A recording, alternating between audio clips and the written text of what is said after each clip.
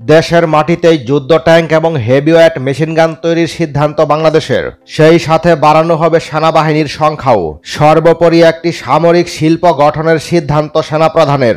বিস্তারিত জানতে পুরো ভিডিওটি মনোযোগ সহকারে দেখতে থাকুন। বাংলাদেশ সমরাস্ত্র কারখানায় এখন থেকে দেশের মাটিতে যুদ্ধ ট্যাঙ্ক তৈরি করবে, যা অফিসিয়ালি নিশ্চিত করা হয়েছে, যেখানে উল্লেখ করা হয়েছে তারা সেনাবাহিনীর জন্য ট্যাঙ্ক তৈরি করবে। এটি বাংলাদেশের সামরিক শিল্পে একটি বড় পরিবর্তন, কারণ পৃথিবীর হাতে গোনা কয়েকটি দেশ ট্যাঙ্কের মতো সমরাস্ত্র উৎপাদন করে। বাংলাদেশের ভৌগোলিক অবস্থান এবং সেনাবাহিনীর চাহিদা বিবেচনা করলে 800+ ট্যাঙ্কের প্রয়োজন, কারণ সমতল ভূমির দেশ বাংলাদেশ। তাছাড়া ভারতের সঙ্গে বিশাল সীমান্ত রয়েছে। এই সমতল ভূমিতে সম্মুখ যুদ্ধে ভারতের সঙ্গে মোকাবিলা করতে বাংলাদেশের শত শত ট্যাঙ্ক প্রয়োজন হবে। বর্তমানে বাংলাদেশ সেনাবাহিনী প্রায় 350টি ট্যাঙ্ক অপারেট করে।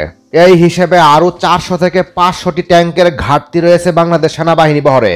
তাই বাংলাদেশ সমরাস্ত্র কারখানা সিদ্ধান্ত নিয়েছে আর ক্রয় নয়, এই বাকি ট্যাঙ্কগুলো দেশের মাটিতেই তৈরি করবে। গুরুত্বপূর্ণ বিষয় হচ্ছে ট্যাঙ্ক মেনটেনেন্স এবং আপগ্রেড করার ক্ষমতা রয়েছে বাংলাদেশ অর্ডিন্যান্স ফ্যাক্টরির, কারণ সাম্প্রতিক বছরগুলোতে চীন থেকে সরঞ্জাম আমদানি করে প্রায় 200টি টাইপ 59 ট্যাঙ্ক আপগ্রেড করেছে বাংলাদেশ অর্ডিন্যান্স ফ্যাক্টরি। কারণ এই সেক্টরে ইতিমধ্যেই বাংলাদেশ অভিজ্ঞতা অর্জন করেছে। তবে বাংলাদেশের একার পক্ষে আধুনিক ট্যাঙ্ক নির্মাণ করা সম্ভব নয়, কারণ সেই প্রযুক্তিগত সক্ষমতা এখনো বাংলাদেশের হয়নি। এজন্য অন্য কোনো দেশের সহযোগিতা লাগবে। এক্ষেত্রে বাংলাদেশ 2টি পদক্ষেপ নিতে পারে। প্রথমত, একক কোনো দেশের সহযোগিতা, লাইসেন্স এবং প্রযুক্তি নিয়ে দেশের মাটিতে ট্যাঙ্ক উৎপাদন শুরু করবে। এক্ষেত্রে চীন, ইন্দোনেশিয়া, তুরস্ক যে কোনো একটি দেশ থেকে যে কোনো একটি মডেল নির্বাচন করবে। পরবর্তীতে তার লাইসেন্স নিয়ে বাংলাদেশের মাটিতে একই ট্যাঙ্ক নির্মাণ করবে। তবে দ্বিতীয় পন্থা আরও বেশি কার্যকর। এক্ষেত্রে বাংলাদেশ ট্যাঙ্ক তৈরির বিভিন্ন সরঞ্জাম বিভিন্ন দেশ থেকে চাহিদা অনুযায়ী ক্রয় করবে, যেমন ইঞ্জিন, মেইনগান, টারেট, হাল, চেসিস এবং আর্মুর সহ বিভিন্ন সেন্সর। পরবর্তীতে নিজস্ব ডিজাইনের ট্যাঙ্ক নির্মাণ শুরু করবে। এই পরিকল্পনায় বাংলাদেশ সেনাবাহিনীর জন্য ট্যাঙ্ক নির্মাণ শুরু করলে কোয়ালিটি আরও বেটার হবে, কেননা এই পন্থায় ফ্রান্স, ইতালির মতো দেশ থেকে অত্যাধুনিক সরঞ্জাম ট্যাঙ্কে যুক্ত করা সম্ভব হবে। ফলে সেনাবাহিনীর তৈরি ট্যাঙ্ক শক্তিমত্তায় অনেক এগিয়ে থাকবে। তুরস্ক নিজেও তাদের ট্যাঙ্ক প্রকল্পে ইতালির সরঞ্জাম ব্যবহার করে। ভারত এবং ইন্দোনেশিয়াও তাদের ট্যাঙ্ক প্রকল্পে ইতালি এবং ফ্রান্সের সরঞ্জাম অন্তর্ভুক্ত করে। যুদ্ধ ট্যাঙ্কের পাশাপাশি বাংলাদেশ সেনাবাহিনীর পার্সোনাল গিয়ার্সের অন্যতম হাতিয়ার মেশিনগান, কারণ শক্তিশালী মেশিনগান ছাড়া প্রতিপক্ষের মোকাবিলা করা প্রায় অসম্ভব। বিশেষ করে পদাতিক যুদ্ধে ট্যাঙ্কের পাশাপাশি মেশিনগান একটি অপ্রতিদ্বন্দ্বী সমরাস্ত্র। এগুলোকে গেম চেঞ্জার সমরাস্ত্রও বলা হয়ে থাকে। মেশিনগান সাধারণত 3 ধরনের হয়ে থাকে: লাইট মেশিনগান, জেনারেল পারপাস বা মিডিয়াম ক্যাটাগরির মেশিনগান এবং হেভিওয়েট মেশিনগান। এক্ষেত্রে লাইট মেশিনগান খুব বেশি গুরুত্বপূর্ণ নয়, কারণ সাধারণ অ্যাসল্ট রাইফেল এবং লাইট মেশিনগানের মধ্যে তেমন কোনো পার্থক্য নেই। কারণ অ্যাসল্ট রাইফেল 20 থেকে 30 রাউন্ড ম্যাগাজিন ব্যবহার করে, বিপরীতে লাইট মেশিনগান ড্রাম ম্যাগাজিন ব্যবহার করে, যেখানে 100 থেকে 200 রাউন্ড বুলেট থাকে। এর রেঞ্জ সর্বোচ্চ 600 থেকে 700 মিটার এবং ফায়ার পাওয়ার খুবই কম। বাংলাদেশ সেনাবাহিনী BD-15 লাইট মেশিনগান ব্যবহার করে, যা নিজেরাই উৎপাদন করে বাংলাদেশ অর্ডিন্যান্স ফ্যাক্টরি। বাংলাদেশ সেনাবাহিনীর জন্য লাইট মেশিনগান তেমন কোনো গুরুত্বপূর্ণ নয়। সবচেয়ে গুরুত্বপূর্ণ হলো জেনারেল পারপাস মেশিনগান এবং হেভিওয়েট মেশিনগান। স্বাধীনতার পর থেকে জেনারেল পারপাস মেশিনগান হিসেবে টাইপ 80 ব্যবহার করে বাংলাদেশ সেনাবাহিনী। এটি চীনের তৈরি একটি মেশিনগান। এর বুলেট সাইজ অ্যাসল্ট রাইফেল থেকে অনেক বড়।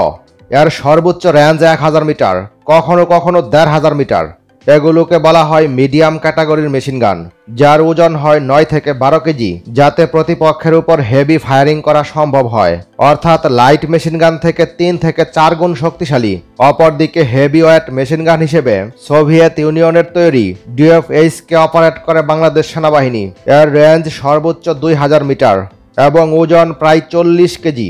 বুলেট সাইজ 12.7 × 108 mm, অর্থাৎ বড় ক্যালিবার। এই ধরনের মেশিন গান সাধারণত সেনাবাহিনী পরিবহন করে না, যার পরিবর্তে নির্দিষ্ট একটি অবস্থানে রেখে মিশন পরিচালনা করে, কারণ এটি ওজনে বেশি এবং ফায়ার পাওয়ার অনেক বেশি শক্তিশালী। শীঘ্রই বাংলাদেশ সেনাবাহিনী জেনারেল পারপাস এবং হেভিওয়েট মেশিন গান রিপ্লেস করবে, কারণ 20 থেকে 40 বছর যাবত এই ধরনের মেশিন গান বাংলাদেশ সেনাবাহিনীতে সার্ভিস দিচ্ছে। বাংলাদেশ প্রতিরক্ষা দপ্তর 2009 সালে এগুলো রিপ্লেস করার সিদ্ধান্ত নিয়েছিল। সেনাবাহিনীর সংখ্যা হিসেবে প্রতি 10 জন সৈনিকের মধ্যে কমপক্ষে একজন এই ধরনের মেশিন গান অপারেটর থাকা প্রয়োজন। বিশেষ করে ডিফেন্সিভ মিশনে মেশিন গানের কোনো বিকল্প নেই। ভারতের আগ্রাসন মোকাবিলায় তাই বাংলাদেশেরও বড় সংখ্যক সাব মেশিন গান প্রয়োজন। বাংলাদেশ সেনাবাহিনীর সংখ্যা প্রায় 1,70,000। সুতরাং বাংলাদেশ সেনাবাহিনীর কমপক্ষে 12 থেকে 15,000 জেনারেল পারপাস মেশিন গান লাগবে। তাছাড়াও সেনাবাহিনীর স্পেশাল ফোর্সের জন্য আলাদা special general purpose machine gun লাগবে।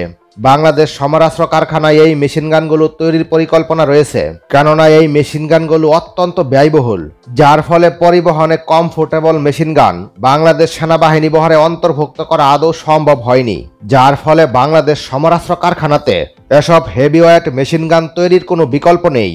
দেশের মাটিতে যুদ্ধ ট্যাঙ্ক তৈরি এবং হেভিওয়েট মেশিন গান তৈরির পাশাপাশি বাড়ছে বাংলাদেশ সামরিক বাহিনীর সৈন্য সংখ্যাও।